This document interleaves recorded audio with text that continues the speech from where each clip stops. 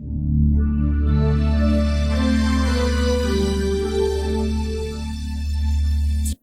Media நண்பர்களுக்கு வணக்கம். கள்ளக்குறிச்சி மாவட்டம் சின்னச்சேலம் அருகில் இருக்கின்ற கல்லாநத்தம் காட்டில் கைது செய்யப்பட்ட பாக்கியராஜை அடுத்த சில மணி நேரங்களிலேயே சத்தியமங்கலம் அதிரடிப்படை முகாமுக்கு கொண்டு போயிடுறாங்க.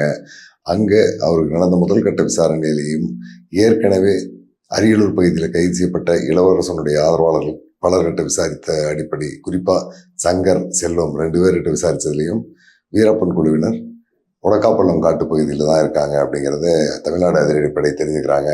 இந்த நேரத்திலேயே இந்த தரவுகளின் அடிப்படையில் உடக்காப்பள்ளம் காட்டு பகுதியில் அப்போ அதிரடிப்படையினுடைய உதவி ஆய்வாளராக இருந்து உளவுத்துறையில் வேலை பார்த்துட்டு இருந்த வின்சென்ட், பொன் துரைப்பாண்டியன், பொன் ஆறுமுகம், இவங்க 3 பேர், அவங்களோட வந்த காவலர்கள் ஒரு 6-7 பேர் கொண்ட ஒரு டீம் மாட்டள்ளி காட்டுப்பகுதி முழுமையும் சுற்றி பார்த்து உடக்காப்பள்ளம் காட்டுப்பகுதியில் தான் வீரப்பன் குழுவினர் தங்கியிருக்காங்க அப்படிங்கிறத முழுமையாக தெரிஞ்சுக்கிறாங்க.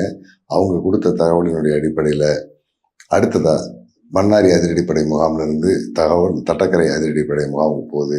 அங்கிருந்த SP Sampathkumar, DSP Karuppusamy, inspector Mohanvas தலைமையில் பொன் ஆறுமுகம், அவரோட கார்த்திக், சுரேஷ், ரமேஷ், தினேஷ் உள்ளிட்ட ஒரு 12 காவலர்கள் அடங்கிய ஒரு படை அங்கிருந்து தட்டக்கரையிலிருந்து புறப்பட்டு கர்கேகண்டி பாலத்தை கடந்து உடக்காப்பள்ளம் காட்டுப்பகுதிக்கு போகிறாங்க. அதிரடிப்படை வீரர்கள் போன்ற தோட்டத்தில் இல்லாமல் எல்லாமே சிவில் ட்ரெஸ்ஸில் தான் இருக்காங்க. அதாவது சாதாரண லுங்கி, ட்ரௌசர், டிஷர்ட் போட்டுட்டு தான் அந்த டீம் போகுது. இந்த டீம் உடக்காப்பள்ளம் காட்டுப்பகுதியில் வீரப்பன் குழுவினர் தங்கியிருக்காங்க அப்படின்னு சந்தேகப்பட்ட அந்த இடத்துக்கு போய் சேர்ந்துறாங்க. இது ஒரு பக்கம் நடந்துகிட்டு இருக்கிற இந்த நேரத்திலேயே பாக்கியராஜை பிடிச்சிட்டு போன தமிழ்நாடு அதிரடிப்படை போலீஸார் அவர்கிட்ட முதல்கட்ட விசாரணை முடித்ததுக்கு பிறகு உடக்காப்பள்ளம் காட்டுப்பகுதிக்கு கூட்டி போகிறாங்க. அங்கே ஏற்கனவே பொன்னாச்சி மாதேவசாமி வாங்கி கொடுத்துருந்த பல உணவுப் பொருள் எல்லாத்தையுமே வீரப்பன் குழுவினர் செங்கடி காட்டுப்பகுதியில் இருக்கிற மலப்பாலம் அப்படிங்கிற ஒரு இடத்துல வச்சுருந்துருக்காங்க. அந்த பொருளை அவங்க அங்கேருந்து எடுக்கவே இல்லை. அந்த பொருளெல்லாம் அங்கேயே இருந்திருக்கு. பாக்கியராஜ் மூலமாக அந்த இடத்துக்கு போன தமிழ்நாடு அதிரடிப்படை அந்த பொருள்களுக்குள்ளாக வெடிகுண்டை வைத்து அந்த வெடிகுண்டை வீரப்பனும் அவங்க குழுவினரை வந்து எடுக்கும்போது குண்டு வெடித்து அவங்கள காலி பண்ணுற மாதிரியான ஒரு திட்டத்தில் வெடிகுண்டுகளை எல்லாம் உள்ளே புதைச்சி வைக்கிறாங்க. ஆனால் எதிர்பாராத விதமாக இவங்க குண்டை வச்சுட்டு வந்த சில நிமிடங்கள்லேயே அந்த குண்டு வெடிச்சிருது. அதனால் அந்த பொருட்கள் அனைத்தும் சேதமாயிருது. அதுக்கு பிறகு பாக்கியராஜை தமிழ்நாடு அதிரடிப்படையினுடைய தலைமை முகாமை கொண்டு வந்துடுறாங்க. இந்த வேலைகள் ஒரு பக்கம் நடந்துகிட்டு இருக்கும்போதே பொன்னாச்சி மாதேசாமி கர்நாடக சிறையில் இருந்த கொளத்தூர் மணியனையும் பல முறை சந்தித்து பேசுகிறாரு. கர்நாடக முதலமைச்சரையும் பார்த்து பேசுகிறாரு. அங்கிருந்த வழக்குரைஞர்கள் மூலமாக கொளத்தூர் மணியனை பெயில் எடுக்கிறதுக்கான வேலைகளை நடத்திட்டு இருக்காரு. கிட்டத்தட்ட அந்த கட்டத்தில் கொளத்தூர் மணியன் மேலே 5 வழக்குகள் இருந்தது. ஒவ்வொரு வழக்குகளுக்காக பிணை கேட்டு அந்தந்த நீதிமன்றங்களில் வக்கீல் மூலமாக பெயில் போடுற அந்த வேலைகளும் நடந்துகிட்டு இருக்குது. இது எல்லாம் நடந்துகிட்டு இருக்கிற இந்த நேரத்திலேயே தமிழ்நாடு அதிரடிப்படை போலீஸார் உடக்காப்பள்ளம் பாலத்தின் வழியாகவே மேலே ஏறி போயிட்டுருக்காங்க. அந்த உடக்காப்பள்ளம்ங்கிறது பொன்னாச்சி காட்டுப்பகுதியினுடைய வடக்கு பக்கம் தொடங்கி கர்நாடக மாநிலத்துக்குள்ளே தாளபெட்டா அப்படிங்கிற இடத்துக்கு பக்கத்தில் வந்து ரோட்டை கடந்து மீண்டும் அது பாலாற்றோடு வந்து சேருது. அந்த பள்ளத்தின் வழியாக தான் வீரப்பன் குழுவினரை தேடி அதிரடிப்படை போலீஸிட்டு இருக்காங்க. வீரப்பன் குழுவினரும் மரப்பாலம் அப்படிங்கிற ஒரு இடத்துலேருந்து மேலே ஒரு 3 கிலோமீட்டர் தூரத்தில் மேலே நோக்கி போயிட்டுருக்காங்க. இந்த இடத்தை கடந்து கிட்டத்தட்ட அடுத்த பொன்னாச்சி காட்டு பகுதிக்கு போயிட்டாங்கன்னா அவங்கள தமிழ்நாடு கர்நாடக அதிரடிப்படை எந்த டீம் வந்தாலும் பிடிக்க முடியாத ஒரு பாதுகாப்பான இடத்தை நோக்கி நம்ம போயிடுவோம் அப்படிங்கிற முடிவில் தான் போயிட்டுருக்காங்க. அப்படி போகும்போது அந்த உடக்காப்பள்ளம் ஓடையில் பெரும்பாலும் தண்ணி எங்கேயுமே இல்லை, எல்லாமே வறண்டு போயிருக்கு. 2003-2004 காலகட்டத்தில் தமிழ்நாடு கர்நாடக வனப்பகுதி கடுமையான வறட்சி நிலவுச்சு. அதனுடைய துவக்கம் அந்த நேரத்தில் தான் நடந்துட்டு இருக்குது. அது 2003ஆம் ஆண்டு டிசம்பர் மாதத்தில் இந்த நிகழ்வு நடக்குது. டிசம்பர் 5ஆம் தேதி அன்னைக்கு காலையில் அந்த வழியாக போகிறாங்க. போகும்போது சந்திரகவுடா தான் நாகப்பாவை தூக்கிட்டு போடுறாரு. வயது மூப்பு காரணமாக நாகப்பாவால் அதிக தூரம் நடக்க முடியாது. ஒரு 100 அடி 200 அடி தூரம் நடந்து போவார். அதுக்கு பிறகு இந்த சின்ன குழந்தைங்கள கழுத்தில் கட்டி தூக்கிட்டு போவாங்க. சின்ன குழந்தைங்கள பெரியவங்க தோளில் முட்டி தூக்கி எடுத்துகிட்டு போகிறத நீங்கள் பார்த்துருப்பீங்க. அந்த மாதிரியான ஒரு சூழ்நிலை தான் சந்திரகவுடா நாகப்பாவை தன்னுடைய முதுகில் கழுத்தை கட்டி தூக்கிட்டு போயிட்டுருக்காரு. அப்படி போகும்போது உடக்காப்பள்ளம் ஓடையில் ஒரு இடத்துல தண்ணி இருக்குது. கிட்டத்தட்ட இவங்க ஒரு 3 மணி நேரமாக நடந்து வந்த எந்த இடத்துலையுமே தண்ணி இல்லை. இந்த இடத்துல தான் தண்ணி இருக்குது. இதை விட்டால் அடுத்து இன்னும் 4-5 கிலோமீட்டர் தூரத்துக்கு தண்ணி இருக்காது. அதனால் இந்த இடத்துல உட்காந்து ஒரு டீ போட்டு போகலாம்ப்பா அப்படின்னு வீரப்பன் சொல்கிறாரு. சந்திரகவுடாவும் நாகப்பாவை இறக்கி ஒரு இடத்துல உட்கார வச்சுட்டு டீ போடுற வேலையை ஆரம்பிக்கிறாரு. தண்ணி எடுத்துட்டு வந்து பாத்திரத்தை எல்லாம் வச்சு சில அடிப்படை வேலைகளை எல்லாம் செஞ்சுட்டு இருக்காங்க. இந்த நேரத்தில் அந்த பகுதியில் இருந்த தமிழ்நாடு அதிரடிப்படையினுடைய எஸ்பி சம்பத்குமார் தலைமையிலான டீமுக்கு வீரப்பன் குழுவினர் இந்த இடத்துல போறாங்க அப்படிங்கிறது தெரிஞ்சிருது. உடனே அந்த இடத்தை நோக்கி வலது பக்கம் இருந்து எல்லாமே இறங்கி வர்றாங்க. வீரப்பன் உட்கார்ந்திருந்த அந்த பள்ளத்துக்கு பக்கத்துல வலது பக்கம் கொஞ்சம் அடர்ந்த மரங்கள் இருக்குது. அதுக்கு பிறகு பெரிய காட்டுப்பகுதி, உயரமான மலைப்பகுதி இருக்குது. அந்த மலைப்பகுதியை ஒட்டி பின்தொடர்ந்து போன தமிழ்நாடு அதிரடிப்படை போலீசார் வீரப்பன் குழுவினர் உட்கார்ந்திருந்த இடத்துலேருந்து இன்னொரு 400-500 தூரத்துக்கு முன்னால் போயிட்டு அந்த இடத்தை சுற்றி வளைக்கலாம் அப்படின்னு ஒரு திட்டம் போட்டு தான் போகிறாங்க. தமிழ்நாடு அதிரடிப்படை போலீசார் வீரப்பன் குழுவினரை ஒரு 400 அல்லது 500 அடி தூரம் அந்த பக்கமாக போய் தான் வளைக்கணும் அப்படின்னு நினைக்கிறாங்க.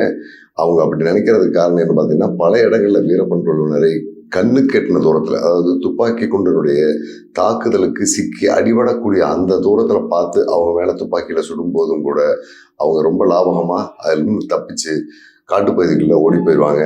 இந்த இடத்துலையும் அந்த மாதிரி நடந்துடக்கூடாது, நம்ம இருக்கிற இடத்துல இருந்து அவங்க ஓடி போவாங்க அப்படின்னு பார்க்கக்கூடிய அதே அந்த ஒடக்காப்பாளம் பள்ளத்தினுடைய மேல் பகுதி, பொன்னாச்சி போகிற பகுதியில் ஒரு 400 அல்லது 500 அடி தூரத்துக்குள்ளார போய் நம்ம அவங்கள வழிமறிச்சு நின்றுக்கிட்டு இங்கிருந்து சுட ஆரம்பிக்கும் போது அங்கிருந்து சுட்டோம்னா தான் சுட முடியும், அப்படி இல்லைன்னா சுட முடியாது அப்படிங்கிறத அனுபவபூர்வமாக தெரிஞ்சு வச்சுருந்தாங்க. அதனால் எஸ்பி சம்பத்குமார் ரொம்ப திட்டமிட்டு சொல்கிறாரு, ஒரு டீம் இந்த இடத்துல இருக்கிட்டு ஒரு 4-5 பேர் இன்னும் கொஞ்சம் ஒரு 300-400 அடி தூரம் மேலே ஏறி போயிருங்க, அதுக்கப்புறம் ஃபயர் ஸ்டார்ட் பண்ணலாம், நான் சொல்லாமல் யாரும் ஃபயர் பண்ணக்கூடாது அப்படின்ட்டு அவங்க எல்லாரையுமே வீரர்களை அந்த புதரை ஒட்டி இருக்கிற பகுதியை நோக்கி முன்னால் போக சொல்கிறாரு. அப்படி போயிட்டு இருக்கும்போது இவரும் பக்கத்தில் வந்து வீரப்பன் குழுவினரை பார்க்கணும் அல்லது நம்மளே சுடணும் அப்படிங்கிற ஒரு எண்ணம் அவர் இருந்திருக்கலாம். அதனால் அவரும் அந்த பகுதியை நோக்கி முன்னேறி வந்துட்டு இருக்காரு. இப்படி ஒவ்வொரு அடியாக அதிரடிப்படை வீரர்கள் பதுங்கி போயிட்டு இருந்த அந்த சூழலில் நீலகிரி மாவட்ட ஏஆர் காவலராக இருந்த தினேஷ் அப்படிங்கிற ஒரு தம்பியும் பதுங்கி போயிட்டு இருக்காரு. அவர் தான் என்ன சொல்ல போனால் வீரப்பன் குழுவினர் இருந்த இடத்துக்கு மிக பக்கத்தில் போகக்கூடிய அந்த வழியில் போயிட்டு இருக்காரு. அப்படி போகும்போது எதிர்பாராத விதமாக பாறை வலிக்கிறது. அவர் போட்டிருந்த ஷூ ஏதோ கல் மேலேயோ வேற எதுலையோ கால் வச்சதுல ஸ்லிப்பாகி தடார்னு கீழே விழுந்துறாரு. கீழே விழுந்தோடனே துப்பாக்கி கையில் இருந்த துப்பாக்கியும் பாறை மேலே விழுகுது. அதில் போட்டிருந்த அந்த செயின் இரும்பு பாறையில் பட்டதனுடைய சத்தம் வீரப்பனை கேட்டது. வீரப்பனுக்கு சத்தம் கேட்டோடனே சேத்துக்குழி கோவிந்தன் வீரப்பன் 2 பேர் உஷாராயிடுறாங்க. டக்குன்னு எந்திரிச்சு அந்த சத்தம் அந்த பக்கம் பார்க்குறாங்க. பார்க்கும்போது வேற யாரும் தெரியல, தினேஷ் தான் வீரப்பனுடைய பார்வைக்கு தெரிகிறாரு. கோவிந்தன் இந்த பக்கம் திரும்பி சந்திரகுடாவையும் சேதுமணியும் வாங்கன்னு ஒரு பக்கம் கூட்டிகிட்டு ஓடுறாரு. ஓடும்போது வீரப்பன் பார்வையிடப்பட்ட தினேஷை சுடுறதுக்கு ஆரம்பிக்கிறாரு. ஏன்னா தினேஷ் கையில் துப்பாக்கி இருக்கிறது வீரப்பனுக்கு தெரிஞ்சது. வீரப்பன் எய்ம் பண்ணி தினேஷனுடைய தலையை பார்க்கும்போது தன்னை சுட போறாருங்கிறது தெரிஞ்ச தினேஷ் டக்குன்னு தலையை கீழே குனிஞ்சுக்கிறாரு. தலையை குனிஞ்சோன்னா அவருடைய முதுகுக்கு மேலே உரசிட்டு போன தோட்டம் அவருடைய பின்பக்க புஜத்தில் இறங்கிடுது. எவ்வளோதான் பயிற்சி பெற்று சத்தம் போடக்கூடாது, அமைதியாக இருக்கணும் அப்படிங்கிற மாதிரியான பயிற்சிகள் எல்லாம் பெற்றிருந்தாலுமே துப்பாக்கி கொண்டு தொலைச்சி சதையை ஊடுருவி போகிற அந்த சூழலில் அவரால் கத்தாமல் இருக்க முடியல. சத்தம் போட்டு கத்திடுறாரு. கத்தின உடனே ஏற்கனவே வீரப்பன் பக்கம் இருந்து ஒரு தோட்டா வந்துருச்சு. இவரும் கத்துறாரு. கத்துன உடனே மற்ற வீரர்கள் தங்களுடைய வீரர் ஒருத்தர் அடிபட்டு உயிரிழந்துட்டார் அல்லது காயம்பட்டார் அப்படிங்கிறது தெரிஞ்ச உடனே ஏற்கனவே வீரப்பன் குழுவினர் எந்த இடத்துல இருக்காங்கிறத ஓரளவுக்கு தோராயமாக அவங்க எய்ம் வச்சுருந்தாங்க. மீண்டும் துப்பாக்கி கொண்டு சத்தம் அங்கிருந்து வந்ததுக்கு பிறகு, அதாவது SLR தோட்டா வெடித்த சத்தம் வந்ததுக்கு பிறகு அந்த இடத்தை நோக்கி சுற்றுப்பகுதியில் இருந்த எல்லா வீரர்களுமே துப்பாக்கியில் சுட ஆரம்பிச்சிருக்காங்க.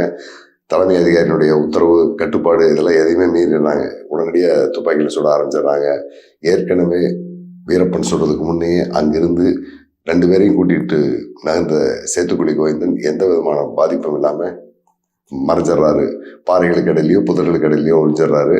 தினேஷ் துப்பாக்கியில் சுட்ட வீரப்பனும் புள்ளிமான் மாதிரி துள்ளி குதிச்சு ஓடி பாதுகாப்பான இடத்துக்கு போயிடுறாரு. வீரப்பன் தினேஷ் மேலே தாக்குதல் நடத்துகிற அந்த நேரத்திலேயே பாறை மேலே உட்காந்துக்கிட்டு இருந்த நாகப்பாவை பெரியவரே போலீஸ் வந்துட்டாங்க, எந்திரிச்சு வாங்க, கீழே எங்களோட வந்துருங்க, கீழ்ப்பக்கம் வாங்க, பாறைக்கு கீழே வாங்க அப்படின்னு கத்துறாரு. ஆனால் நாகப்பாவால் எந்திரிக்க முடியலையோ இல்லை ஒருவேளை போலீஸ் வந்துட்டாங்க நம்மளை மீட்டுட்டு போயிடுவாங்க நம்பிக்கையில் உட்காந்துருந்தாரோ தெரியல, பாறை மேலேயே உட்காந்துட்டு இருக்காரு. தன்னை காப்பாற்றிக்க வேண்டிய சூழல் வந்ததுக்கு பிறகு வீரப்பன் நாகப்பா விட்டு விலகி ஓடிடுறாரு. ஓடும்போதும் சத்தம் போடுறாரு, போலீஸ் வந்துட்டாங்க. அதாவது வீரப்பன் எப்பவுமே அவருடைய பாணியில் சொல்ல போனால் அரக்கர்கள்னு சொல்லுவாங்க போலீஸாரை. அரக்கர் வந்துட்டாங்க, ஒடியாங்கன்னு சொல்லிட்டு போறாரு. ஆனால் நாகப்பா அந்த இடத்துலயே உட்காந்துருக்காரு. வீரப்பன் பார்வைக்கு என்ன தூரத்துக்கு போனதுக்கு பிறகு கூட நாகப்பாவை வந்துருங்க இந்த பக்கங்கிறாரு. அந்த நேரத்தில் நாகப்பா வரல. ஆனால் கீழே கவுந்தடிச்சு விழுந்த மாதிரியான ஒரு காட்சி அவருக்கு தெரியுது. ஒருவேளை போலீஸுடைய தாக்குதல் தீவிரமாக இருக்கு, அதிலிருந்து தன்னை காப்பாற்றிக்கிறதுக்காக அவர் தரையில் படுத்திருப்பார் அப்படின்னு நினச்சிட்டு வீரப்பனும் அங்கிருந்து போயிடுறாங்க. அதுக்கு பிறகு கிட்டத்தட்ட ஒரு 15 நிமிடத்திற்கு அந்த இடத்துக்கு அதிரடிப்படை போலீஸாரும் போகல. ஒரு 10-15 நிமிடம் கழிந்ததுக்கு பிறகு ஒரு வீரர் மட்டும் வீரப்பன் குழுவினர் தங்கியிருந்த இடத்தை நோக்கி போறாரு. அவருக்கு பின்னால பாதுகாப்புக்காக 2 வீரர்கள் துப்பாக்கியோட போறாங்க. அந்த 3 பேரும் போய் பார்க்கும்போது வீரப்பன் வச்சிருந்த பொருள் எல்லாமே அங்கேதான் கிடக்குது. ஆனா நாகப்பா உயிரிழந்து கிடக்குறாரு, நெஞ்சிலிருந்து ரத்தம் வந்துகிட்டு இருக்குது. வீரப்பன் குழுவினர் யாருக்கும் எந்த விதமான துளி காயக்கூடம் இல்லாம அந்த இடத்துல இருந்து தப்பிச்சிடுறாங்க. அதே நேரத்தில் இந்த பக்கம் காயம்பட்ட தினேஷ், நீலகிரி மாவட்ட ஏர் போலீஸார் தினேஷ் மிக மோசமான பாதிப்பு இருக்காரு. அவரால் எழுந்து நடக்க முடியாத அளவுக்கு பின்பக்க புஜம் காயம்பட்டிருக்கு. இவரை இங்கிருந்து நம்ம எடுத்துட்டு போகணும். நாகப்பாவை எப்படி எடுத்துட்டு போறது அப்படிங்கிறத பற்றி தெரியல. உடனடியாக தமிழ்நாடு அதிரடிப்படையினுடைய எஸ்பி சம்பத்குமார் தன்னுடைய தலைமைக்கு தகவல் சொல்றாரு. எந்த வேலையும் செய்ய வேணா, சத்தம் இல்லாமல் கிளம்பி வந்துருங்கன்னு தகவல் வருது. அதுக்கு தக்கபடி கர்கேகண்டி காட்டுப்பகுதியிலிருந்து ஒரு ஜீப் உடக்காப்பள்ளத்துக்கும் தாளப்பட்டாவுக்கும் இடைப்பட்ட பகுதிக்கு வந்து நிற்கும். அந்த இடத்துக்கு நீங்க வந்துன்னு சொல்றாங்க. அதே மாதிரி ஏற்கனவே அங்கிருந்த உளவு பிரிவு போலீசார் சொன்ன வழிகாட்டுதலின்படி அந்த இடத்துக்கு காயம்பட்ட தினேஷ் வீரரை தூக்கிட்டு வந்துடுறாங்க. குறிப்பிட்ட நேரத்துக்கு தமிழ்நாடு அதிரடிப்படையினுடைய ஜீப் அந்த பகுதிக்கு வந்துடுது. போயிருந்த 10-12 பேருமே அந்த வண்டியில் ஏறிடுறாங்க. அங்கிருந்து மாதேஸ்வரம் மலை வழியா மேட்டூருக்கு வந்தா ரொம்ப சீக்கிரமா வந்துடலாம், அல்லது கர்கேகண்டி பாலத்தின் வழியா அந்தியூருக்கு வந்து ஈரோட்டுக்கு வர்றதுனாலும் ஒரு 2 மணி நேரத்தில் வந்துடலாம். ஆனால் இவங்க அந்த 2 வழியுமே வர்றதை தவிர்த்துறாங்க. ஏன்னா இந்த 2 வெளியில வந்தோம்னா பல இடங்கள்ல கர்நாடக அதிரடிப்படை முகாம் இருக்கு.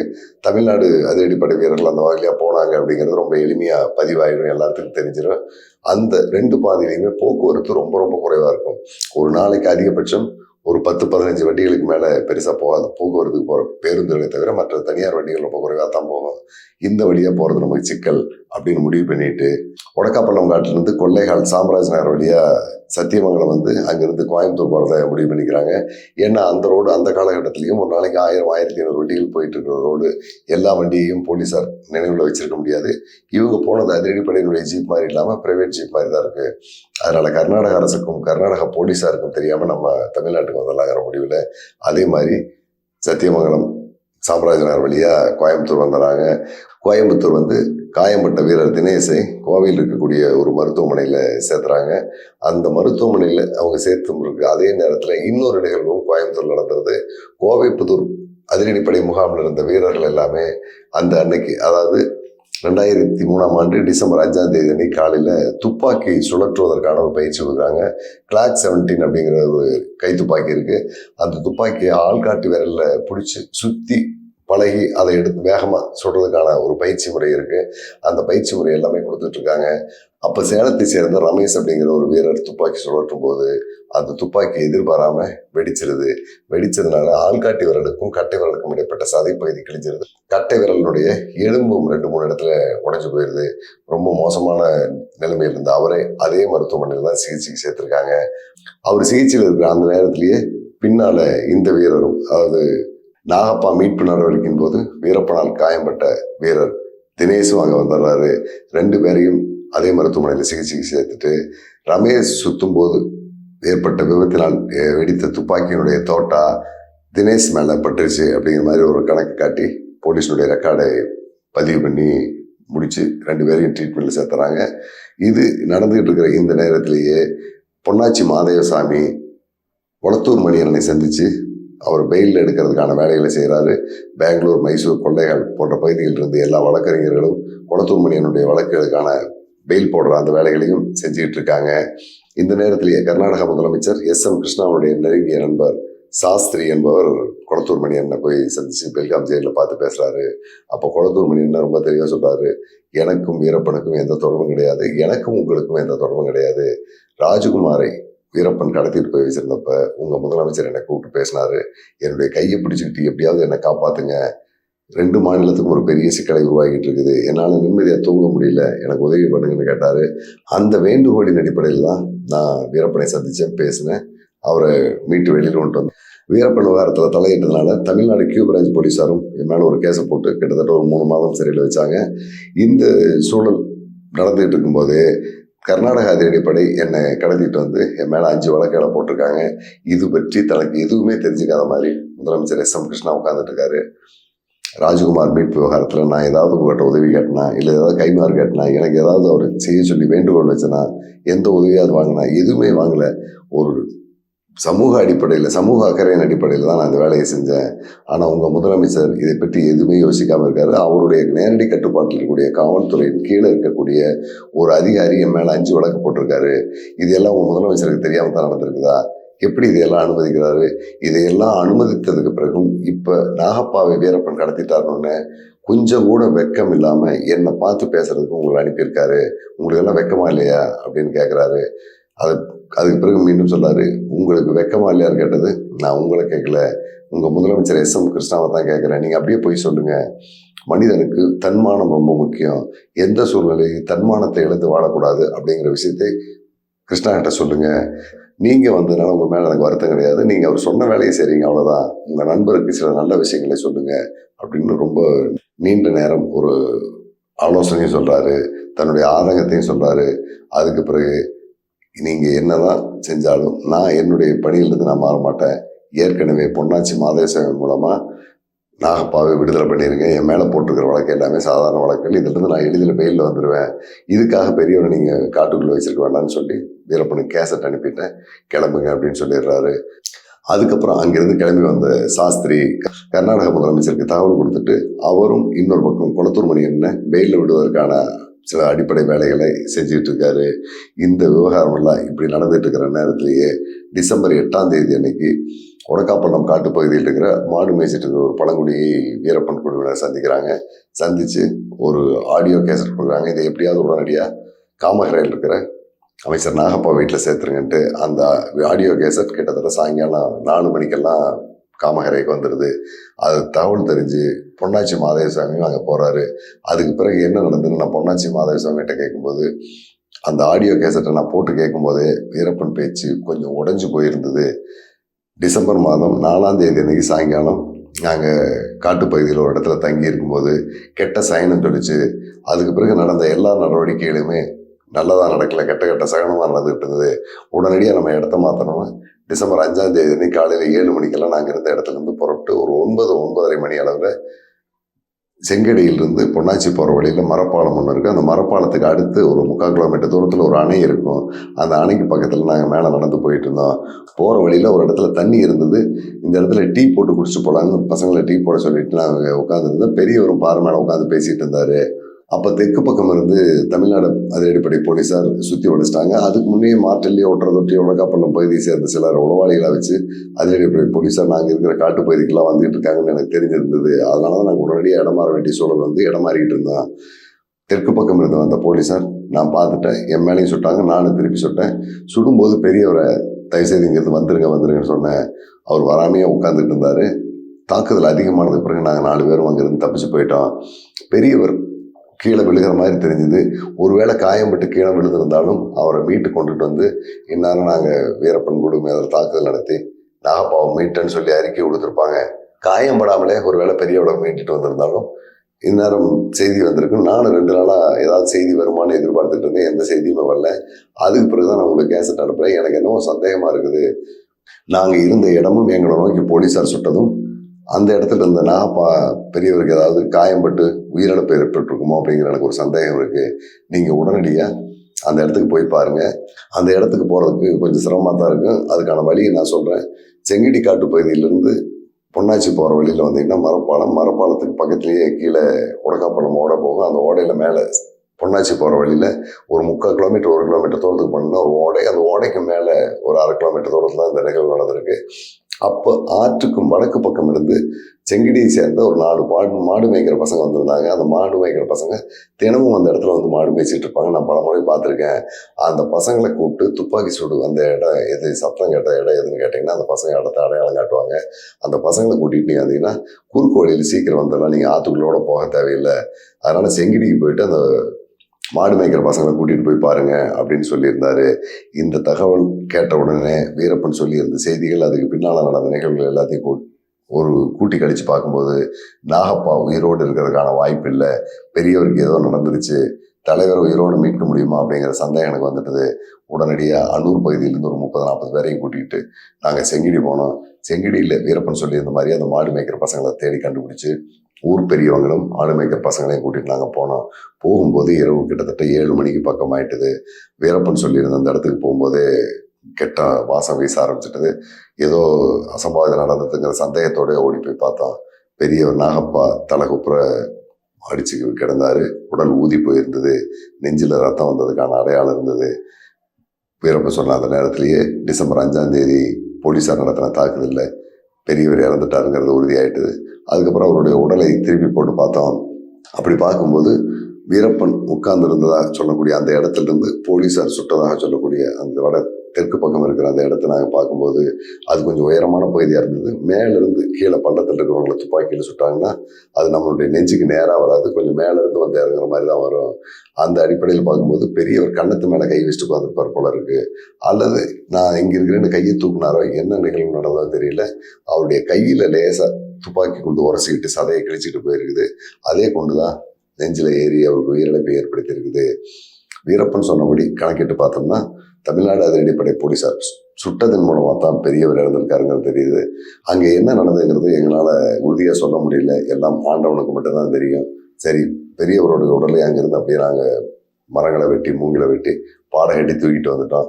மறுநாள் காலை 10 மணிக்கு மீண்டும் அந்த பகுதியில் இருக்கிற மக்கள் எல்லாத்தையும் சேர்த்து நாங்கள் போய் அந்த ஏரியா பூரா தேடும்போது வீரப்பன் சொன்ன இடத்துல இருந்து அதிரடிப்படை போலீஸார் தன்னை தாக்குதல் நடத்துறதுக்காக வந்து பதுங்கி இருந்தா சொன்ன இடத்துக்கு போய் பார்த்தோம்.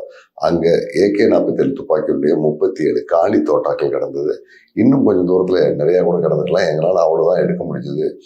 அந்த தோட்டாக்கள் எல்லாம் எடுத்துட்டு வந்து போலீஸார்கிட்ட கொடுத்துட்டு இது ஏற்கனவே அனூர் போலீஸ் ஸ்டேஷன்ல புகார் பதிவு பண்ணியிருந்த அந்த புகாரோட நாகப்பா இறந்ததுக்கான மற்ற செய்திகளை எல்லாத்தையுமே சொல்லி அந்த தோட்டம் எல்லாம் அவங்ககிட்ட கொடுத்துட்டோம். அவங்களும் விசாரணை பண்ணாங்க. கடைசியில் யார் பண்ணாங்கிறது தெரியாத மாதிரியே இந்த வழக்கு முடிஞ்சிருச்சு. உண்மையிலேயே போலீஸார் சுட்டதில் தான் நாகப்பா இறக்கிறதுக்கான வாய்ப்புகள் அதிகம் இருக்கு அப்படின்னு சொல்றாரு. வழக்கம் போலவே கர்நாடக போலீஸார் இந்த தாக்குதல் நடத்தினது தமிழ்நாடு அதிரடிப்படை தான். தமிழ்நாடு அதிரடிப்படை போலீஸார் சுட்டதன் மூலமாக தான் நாகப்பா கொல்லப்பட்டார் அப்படிங்கிறது 100க்கு 100 தெரிஞ்சிருந்து கூட அதை பற்றி பேசாம வீரப்பன் மேலதான் அந்த வழக்கை பதிவு பண்றாங்க. நாகப்பா கொலை வழக்கிலும் வீரப்பன் தான் A1 குற்றவாளியா சேர்க்கப்பட்டு வீரப்பன் குழுவினர் மீது வழக்கு பதிவு செய்யப்பட்டது.